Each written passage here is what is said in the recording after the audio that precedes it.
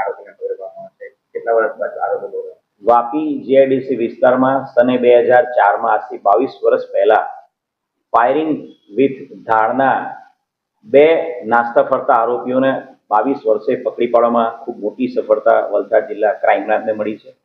બનાવની હકીકત જણાવીએ તો 16મી ફેબ્રુઆરી 2004ના રોજ લેબર કોન્ટ્રાક્ટર ભૂપેન્દ્ર પ્રતાપસિંહ એ એમની નીચેના કામ કરતા જે 70 જેટલા મજૂરો છે એને પગાર આપવા માટે એમણે બેંકમાંથી 1,90,000 રૂપિયા ઉપાડી લાવ્યા હતા. અને જ્યારે આ મજૂરોને પગાર આપવાની કામગીરી ચાલુ હતી ત્યારે ઓફિસમાં 6 જેટલા અજાણ્યા ઈસમો હથિયાર સાથે, વેપન સાથે, પિસ્તલ સાથે ઘૂસી ગયા હતા ઓફિસમાં અને એમણે ભૂપેન્દ્ર પ્રતાપસિંહ પર ફાયરિંગ કર્યું હતું. જોકે ભૂપેન્દ્ર પ્રતાપસિંહ બચી ગયા હતા, પરંતુ આ લોકો 1,90,000 રૂપિયા લૂંટીને નાસી છૂટ્યા હતા.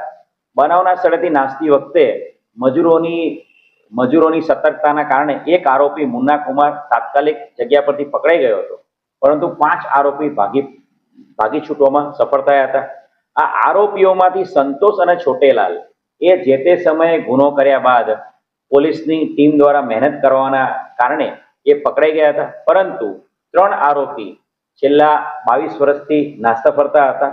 અને આ જે 3 આરોપી છે એની અંદરથી સદનકુમાર ભૂમિહાર અને શ્રવણકુમાર ભૂમિહાર, આ બંને આરોપીઓને વલસાડ જિલ્લાની ક્રાઇમ બ્રાન્ચે ખૂબ જ મહેનત કરીને નવાદા ડિસ્ટ્રિક્ટ બિહાર તેના એસપી છે અભિષેક અભિનવ ધીમનની મદદથી, ત્યાંની લોકલ પોલીસની મદદથી આ 2 ધાડ વિથ આર્મ્સ એક્ટના આરોપીને પકડી પાડવામાં મોટી સફળતા વલસાડ જિલ્લા પોલીસને મળી છે. આરોપી સુધી પહોંચવામાં મહત્વનું પગલું કયું હતું? જે રીતે છેલ્લા 2 મહિનાથી વલસાડ જિલ્લાની સમગ્ર ટીમ, ખાસ કરીને ક્રાઇમ બ્રાન્ચની ટીમ અલગ અલગ નાસ્તા ફરતા આરોપી, ખાસ કરીને ગંભીર ગુનાના આરોપી પકડવા માટે મહેનત કરી રહી છે. એમાં સૌથી પહેલા તો આ નાસ્તા ફરતા આરોપી જે છે એના ગુનાના કેસના કાગળો ચકાસવામાં આવ્યા હતા. સાથે સાથે જે પકડાયેલા આરોપી છે એમના સ્ટેટમેન્ટ્સ જોવામાં આવ્યા હતા અને એના આધારે આ જે નાસ્તા ફરતા આરોપી સદન અને શ્રવણ છે એમના ચોક્કસ એડ્રેસીસ આપણને મળ્યા હતા. એમના એડ્રેસીસની સાથે સાથે ક્રાઇમ બ્રાન્ચ દ્વારા એ જે ગામમાં એમનું એડ્રેસ બતાવતું ત્યાંના વોટર લિસ્ટ પણ ચેક કરવામાં આવ્યા હતા અને એના આધારે ક્રાઇમ બ્રાન્ચ દ્વારા નવાદા બિહારમાં ઇન્ફોર્મર્સ ઊભા કરવામાં આવ્યા હતા. અને એ ઇન્ફોર્મર ઊભા કરવાના કારણે એક ચોક્કસ હકીકત મળી હતી કે સદન અને શ્રવણ આ ચોક્કસ સમયગાળા દરમિયાન ગામમાં આવેલા છે અને ગામમાં જ હાજર છે.